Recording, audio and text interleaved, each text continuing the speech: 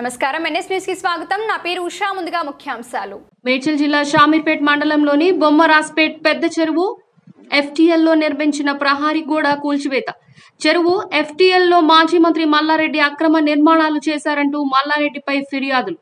జేసీబీల సాయంతో చెరువులో నిర్మించిన ప్రహారీ గోడలను కూల్చివేస్తున్న ఇరిగేషన్ మండల రెవెన్యూ అధికారులు